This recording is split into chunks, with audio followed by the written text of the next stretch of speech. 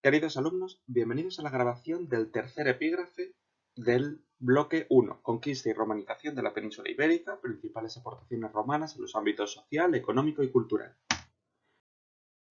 Como sabéis, de acuerdo con la leyenda, Roma se fundó en el 753 a.C., en la península itálica, a orillas del río Tíber, donde se encuentra a día de hoy, sobre las llamadas Siete Colinas de Roma. Originariamente sería una monarquía con reyes entre históricos y legendarios, pero en el 509 a.C. el último rey, Tarquinio el Soberbio, es expulsado y comienza la República, dirigida por un senado.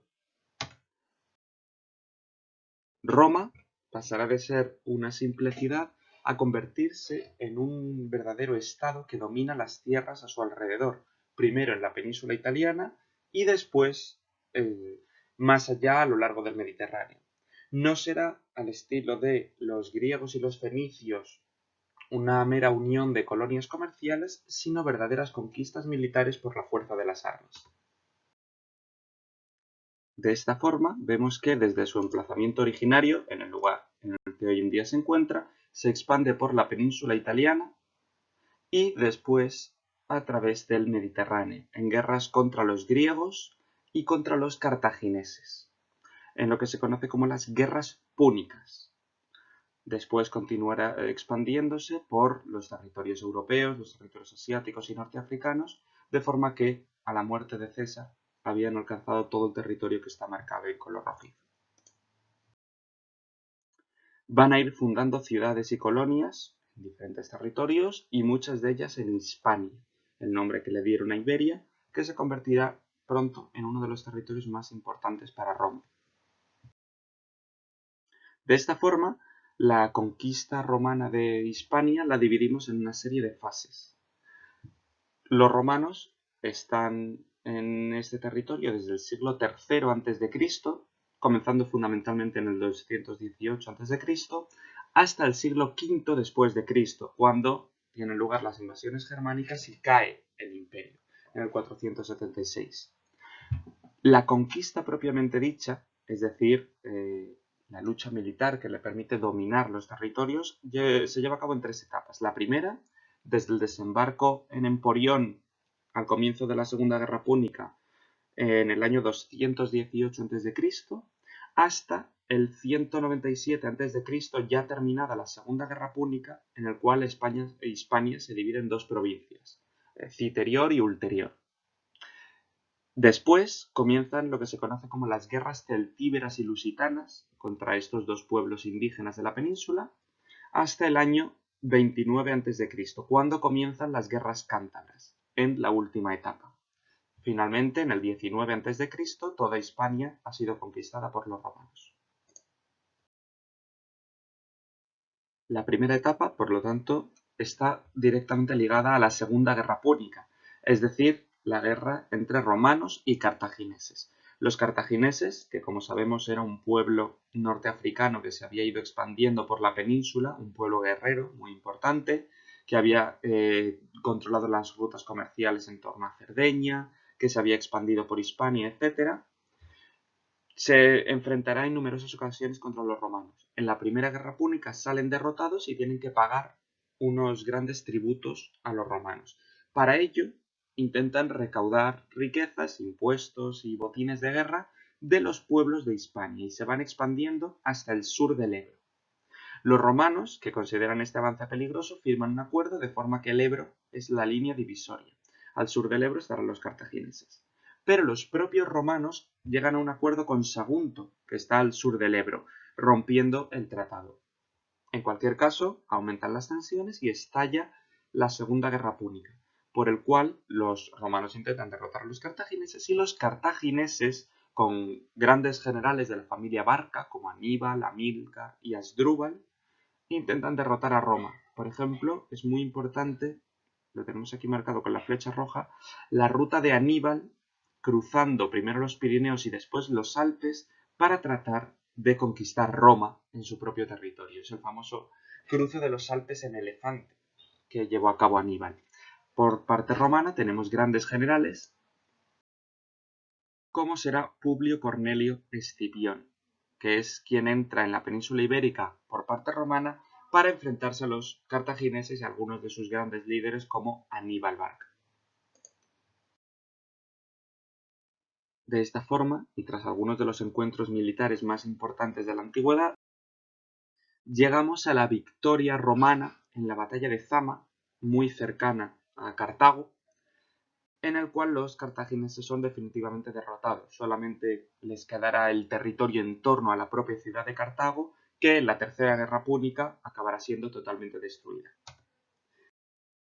Esto quiere decir que los romanos consiguen la victoria en la península ibérica y se van a convertir de todas las potencias mediterráneas, griegos, fenicios y cartagineses, los principales dominadores. Se van extendiendo por esta zona que está en oscuro y más adelante entrarán en la península en las distintas fases que hemos mencionado para hacerse con el control de todo el territorio. En el año 197 a.C. dividen Hispania en estas dos provincias, Citerior y Ulterior, la zona que tenían conquistada, y como no tienen que competir con otros pueblos del Mediterráneo, podrán concentrarse en la conquista de los pueblos indígenas, en los pueblos de la península ibérica, los íberos y los celtas, fundamentalmente, que hemos comentado en temas anteriores. Por lo tanto, la primera etapa sería desde el 218, desembarco de Escipión en Ampurias para luchar contra los cartagineses, hasta el 197, cuando se divide Hispania en estas dos provincias. Compiten con los cartagineses por el conflicto fronterizo del Ebro. Los romanos se alían con Sagunto, que será conquistada por Aníbal. Comienza la Segunda Guerra Púnica, cuyo objetivo es impedir que Aníbal pase a Italia, cosa que realmente conseguirá, aunque será derrotado después. Y Escipión, con tropas romanas, desembarca en la península ibérica, en el 218. Serán 12 años de lucha contra los cartagineses y contra los aliados hispanos que tenían estos, con grandes batallas como la conquista de Sagunto, la conquista de Cartago Nova, esta nueva Cartago fundada por los cartagineses, con lo cual una ciudad muy importante, y la ciudad de Gadir, originariamente fundada por los fenicios. Se expulsará a los cartagineses, se dominará toda la costa mediterránea y el sur peninsular, es decir, la zona más accesible desde el Mediterráneo, que es también la que se habían localizado los griegos, fenicios y cartagineses. En la segunda etapa nos encontramos las guerras directamente contra los pueblos indígenas, ya que no quedaban apenas colonizadores mediterráneos a los cuales hacer frente. Estas van a ser lo que se conoce como las guerras celtíberas y guerras lusitanas por estos dos pueblos. Los celtíberos en el centro, los lusitanos al oeste.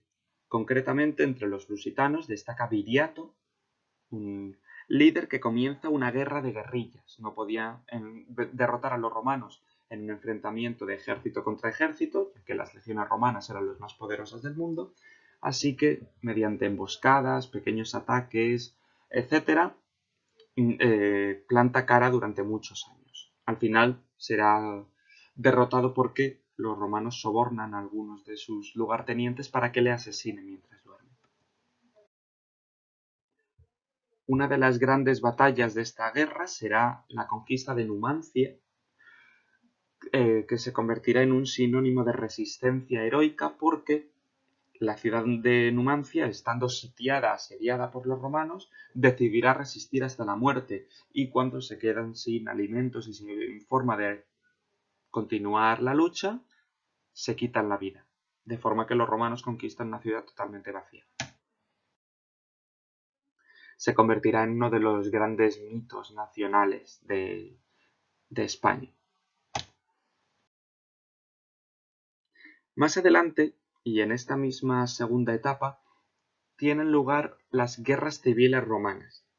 Después de que los romanos venzan en la guerra contra los lusitanos y contra los celtíberos, conquistan la mayor parte del territorio peninsular, que se convierte en una zona muy importante para el imperio, hasta tal punto que en los conflictos de poder que habrá dentro del final de la República Romana, entre generales y líderes de partidos patricios, es decir, de grupos ciudadanos importantes dentro de esta república, la península, Hispania, va a ser un escenario de luchas constantes. En primer lugar, Sertorio contra Sila y después Pompeyo Magno, Pompeyo el Grande, contra Julio César. Esto será la guerra civil en la cual César vencerá fundamentalmente con la batalla de Munda, cerca de Sevilla, que le permitirá convertirse en la persona más poderosa de Roma, conseguir el cargo de dictator, después de ser vencedor indiscutido de esta guerra civil. Por ello, al final de esta segunda etapa, se fueron conquistando los territorios del interior hasta llegar al norte. La única zona de resistencia sería la zona de los pueblos cántabros, en esta zona blanca, mientras que la costa que se había conquistado en la primera etapa, los pueblos celtíberos del centro, los pueblos lusitanos y gran parte de los celtas del este y el centro de la península, van a empezar a romanizarse. De esta forma, la segunda etapa, desde la división entre Hispania ulterior y citerior y el comienzo de las guerras cántabras, permitirá a los romanos conquistar el interior peninsular, la submeseta norte, la submeseta sur, la zona de Extremadura, etc. Esto se conseguirá mediante las guerras contra los nativos, contra los indígenas que vivían allí, fundamentalmente entre el 155 y el 133 a.C. Habrá una gran resistencia de estos pueblos que, si bien no tenían el poderío militar que tenían los romanos, contaban con la ventaja de estar luchando en su propio terreno. Viriato, al frente de los lusitanos, comenzará esta guerra de guerrillas y los celtíberos resistirán asedios como el de Numancia, en el 133 a.C. Estas son las dos guerras, la guerra lusitana y la guerra celtíbera. Después se continúa desembarcando en Mallorca, donde rápidamente toman el control de la isla y van a establecer algunas colonias, y cuando la mayor parte de Hispania está en manos romanas, se convierte en el escenario de las guerras civiles de la República, del final de la República, siendo la más importante entre Pompeyo y César. Precisamente, siendo César dictator, es asesinado por los senadores el día del Asidus de marzo, lo cual supondría el final de la República y el comienzo de un nuevo periodo de guerras civiles que significará que al final se alce con el poder Octavio Augusto, que será el primer emperador de Roma. Dará inicio al Imperio Romano, que será una nueva etapa muy larga durante varios siglos, en los cuales el imperio se extenderá hasta su máximo tamaño.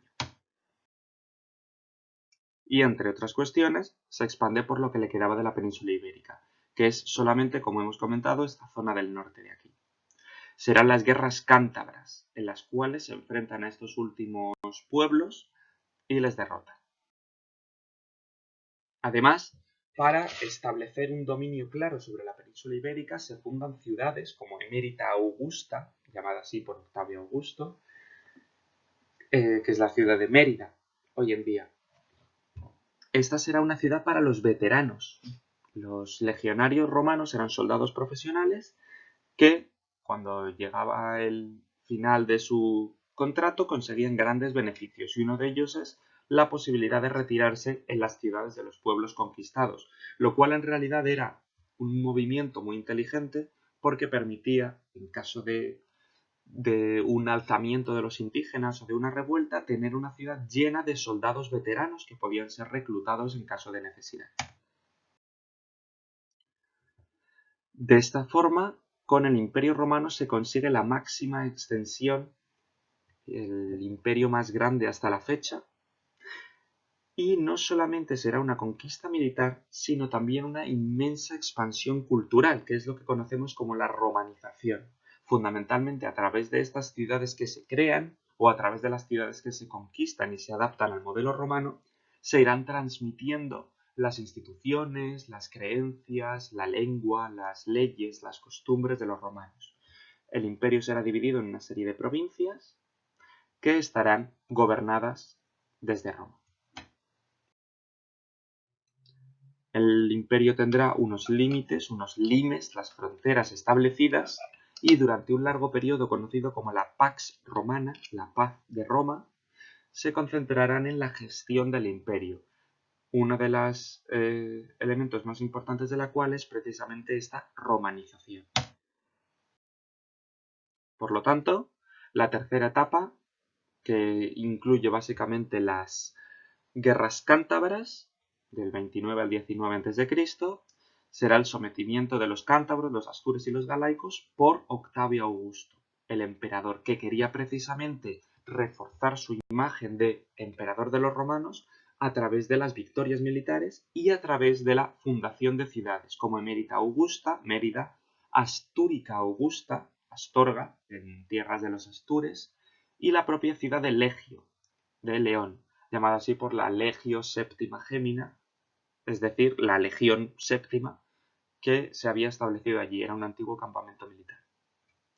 Una vez el territorio se ha conquistado, comienza su pacificación y para ello la mejor forma era convertirles al estilo romano, romanizarles.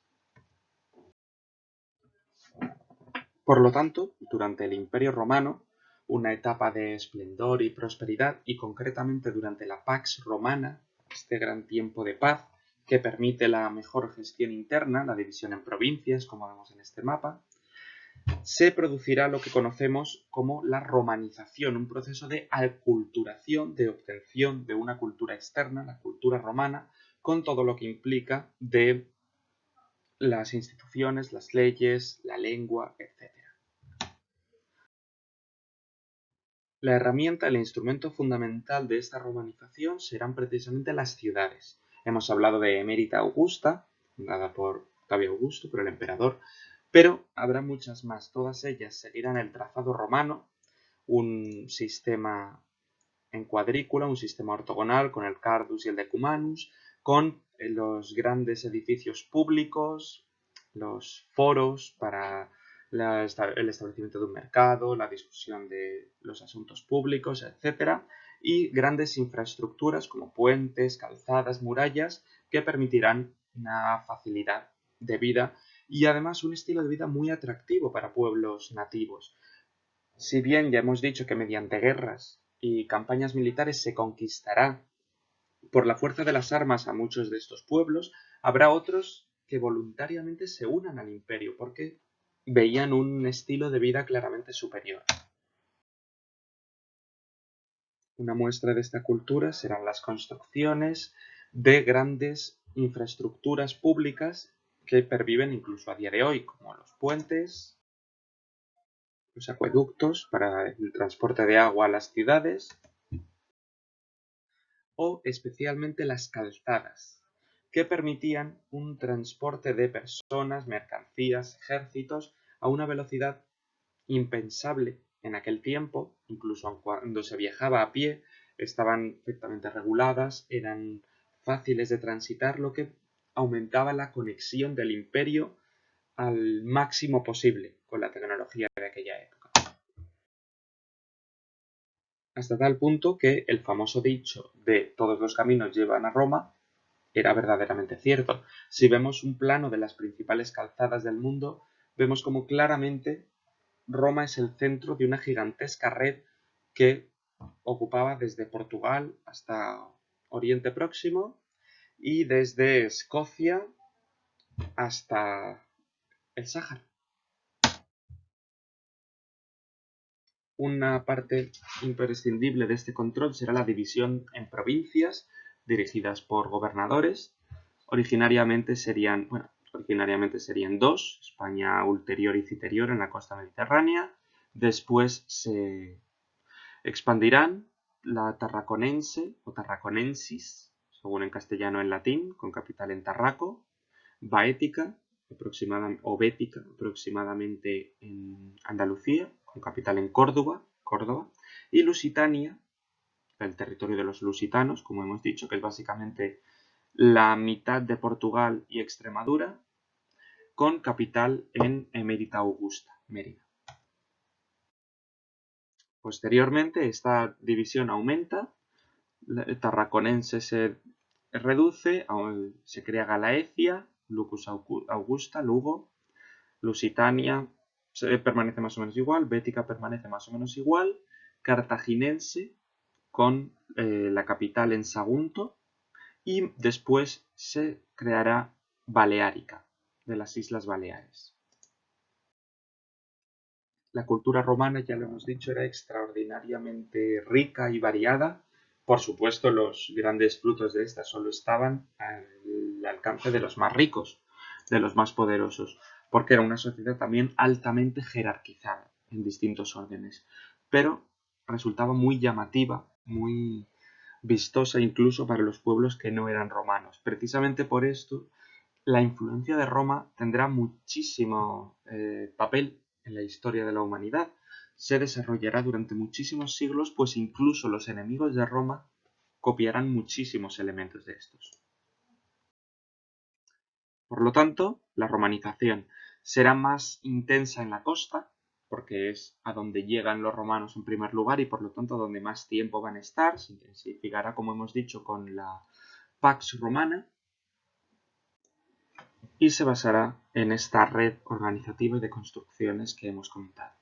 En primer lugar, si tenemos que definir la romanización, diríamos que es un proceso de aculturación, es decir, de recepción de una cultura, por el cual las sociedades autóctonas, es decir, los nativos que viven en la península ibérica o en otras partes del imperio, adoptan las instituciones, la cultura y la mentalidad romanas. Básicamente, se romanizan, es decir, se convierten en romanos, en prácticamente todos los aspectos. La península ibérica estará dividida en provincias, hasta 6, con un gobernador y numerosos funcionarios que permitían gestionar todos los asuntos y mantener una gran conexión con la capital.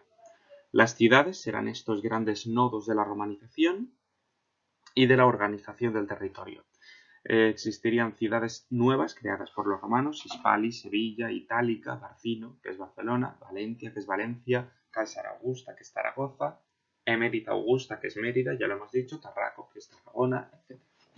También habrá ciudades federadas, es decir, ciudades autónomas que se alían con los romanos, no tendrán por lo tanto que pagar impuestos, no serán ocupados militarmente, como Malaca, Málaga, Gades, el antiguo Gadir, Cádiz, Saguntum, Sagunto, Cartagonova, Cartagena, etc. Eran ciudades que ya habían sido creadas fundamentalmente por estos colonizadores del Mediterráneo.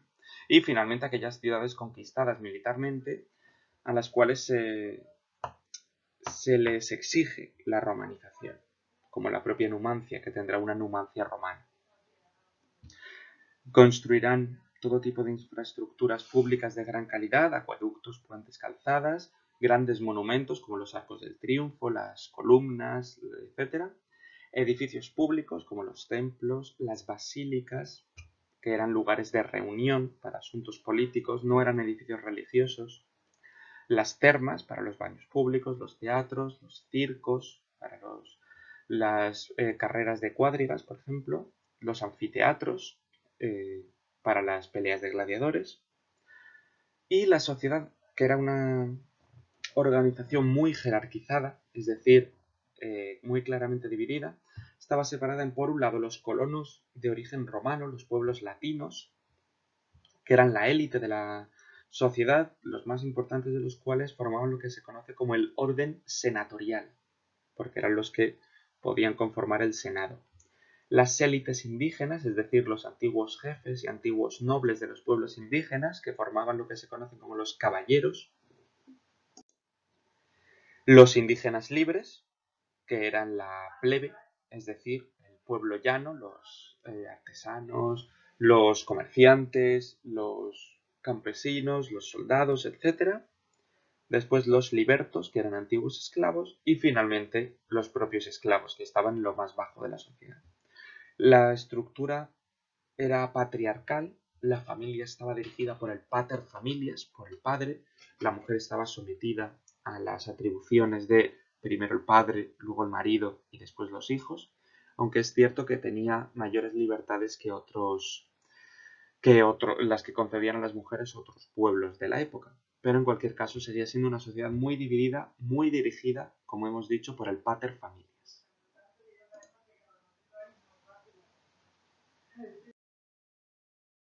Un rasgo clave de esta romanización será el intento de homogeneizar, de hacer equiparables todos los territorios. En primer lugar, en el año 72 después de Cristo, el emperador Vespasiano promulgará un edicto por el cual todas las ciudades del imperio tenían la categoría de ciudades latinas, es decir, todas se equiparaban a las ciudades de la península itálica, de forma que no podría haber ciudades más importantes que otras, más allá de cuestiones económicas, pero legalmente eran todas iguales.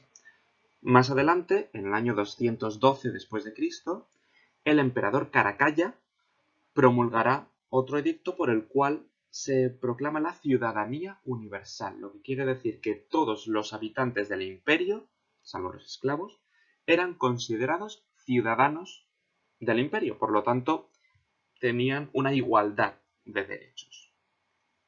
Esto estará muy vinculado con el hecho de que haya, por ejemplo, pensadores, científicos, constructores, militares, generales e incluso emperadores de todas las partes del imperio, muchos de los cuales son de Hispania. El desarrollo económico y cultural de Roma será ampliamente reconocido por todos los pueblos y por lo tanto sus mercancías, sus productos manufacturados eran muy apreciados. Hispania se dedicará fundamentalmente a vender materias primas como productos cerealísticos o ganaderos o minerales a cambio de obtener las manufacturas, los productos elaborados que no podían producir tan fácilmente o de tanta calidad como los romanos. Se introducirán grandes mejoras técnicas y organizativas como los arados, los molinos de agua, las norias, y se desarrollará una inmensa cultura de tal forma que algunos de los grandes sabios romanos, como ya hemos dicho, habrán nacido en Hispania, como Séneca, uno de los grandes filósofos, el padre del estoicismo, y Quintiliano, un gran tratadista de la retórica, es decir, del arte de hablar bien y de manera convincente, cuyos libros serán extraordinariamente populares durante la Edad Media. La religión romana era politeísta, es decir, creían en múltiples dioses. En la imagen tenemos el Panteón de Agripa, en Roma, un templo dedicado a todos los dioses, construido por Adriano, un emperador de origen hispano, precisamente, cuyo predecesor, el emperador Trajano, también había sido hispano, como muestra de la importancia que tenía este territorio para el imperio. Cuando se crea el Imperio Romano, además de todos estos dioses en los cuales creían, se suma el culto imperial, que es la divinización de los emperadores, que eran adorados como dioses. Comenzando con Julio César, a pesar de que no era realmente emperador, los grandes emperadores van a ser adorados y van a tener templos edificados en su honor. Sin embargo, en el siglo I después de Cristo, surge en Oriente Próximo una nueva religión, que será el cristianismo. Originariamente, al separarse del culto imperial, estaría perseguida por los romanos, que la someterían a todo tipo de ataques y intentos de acabar con ella por considerarlos disidentes respecto al imperio. Progresivamente irá ganando más y más importancia. Si bien en sus orígenes tenían que estar ocultos y por lo tanto se identificaban con símbolos, como por ejemplo el crismón, estas dos letras griegas que corresponden a las iniciales de Christos, de Cristo en griego, junto con el alfa y el omega del principio y el final de todas las cosas,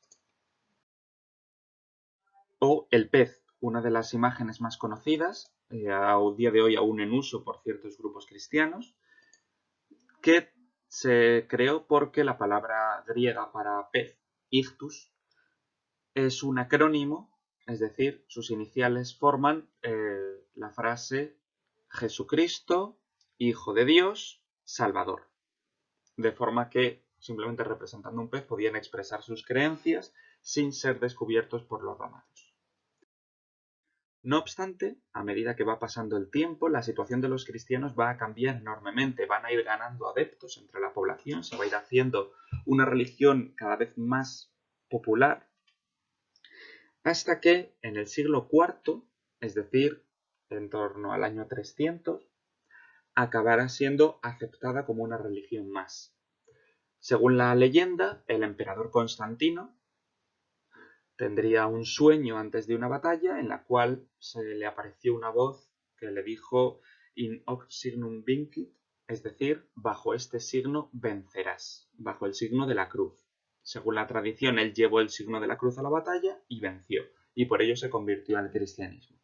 Sea como fuere, en el año 313, Constantino proclama el Edicto de Milán, que suponía la tolerancia religiosa para los cristianos en el imperio.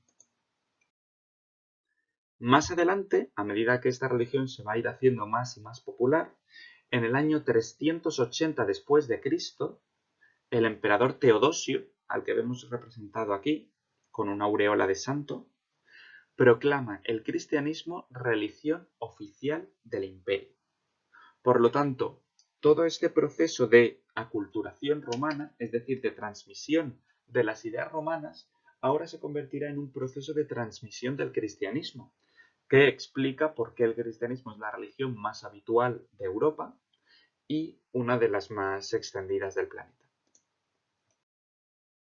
Por lo tanto, la influencia romana durante la romanización fue inmensa y no solamente en ese periodo, sino que continúa a día de hoy muy ampliamente. En el aspecto económico, las tierras conquistadas pasan a ser del imperio, pero después se distribuyen en latifundios, es decir, en grandes agrupaciones de tierra, con propiedad privada, es decir, con un dueño privado. Empleaban a esclavos para trabajarla y tenían a las ciudades como núcleos. Eran centros de producción de manufacturas, por ejemplo, y de intercambio, es decir, de comercio. Y empleaban la moneda.